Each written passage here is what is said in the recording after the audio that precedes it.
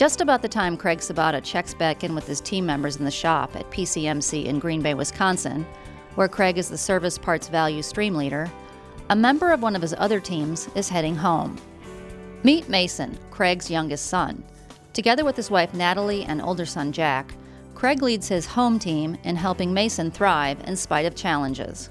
I think for me it was surprising because we had had an appointment 3 days before with a geneticist.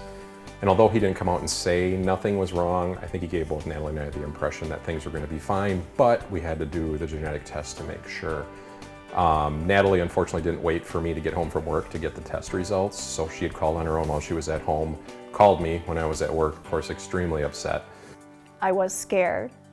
Craig came home right away, but I figured we had to deal with the situation and figure out how we were going to move forward and take a proactive approach right away.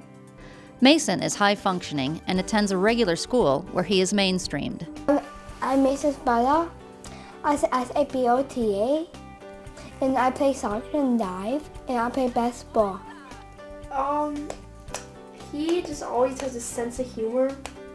And I always look at him with the biggest smile on his face, and he just gives me a reason to come see him every day. Just always cheerful and happy. I want him to have a successful life. I want him to ideally have an office position and not just work in, retail or just an extra job. I want him to have a job where he takes accountability for it. I'll grow up will be a chef cooking at TJ. He wants to be a hibachi chef. The ones that throw the eggs and catch them and. I think of Mason as being any typical boy, and it's, to me, there's the positives so outweigh the negatives.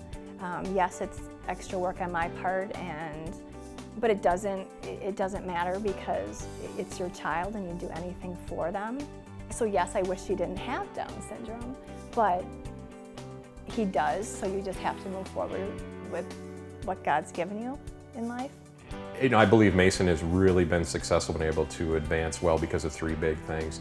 First of all is Natalie. She spends an absolute ton of time working with him. Then in addition to working with him, making sure he has resources to really help him along. And that's really the second piece. Can't speak highly enough for the school district that we're in. They mainstream him, but then the areas where he does need special attention, they spend a lot of time working with him with that. We have quarterly reviews with the school as to where he's doing a great job, where he's falling short, helping us with those things. That's been fantastic. And then lastly, I think, is Mason. I just think Mason really has a desire to learn things, to excel at things, to really understand things. And I think because of that attitude, he's able to use the tools that we've been trying to give him to be the absolute best that he can be. The best thing about being a part of this family is that we all love each other, and if we're all having a bad day, Mason over here cheers us all up with his big smile from ear to ear when he comes home. Jack is the best.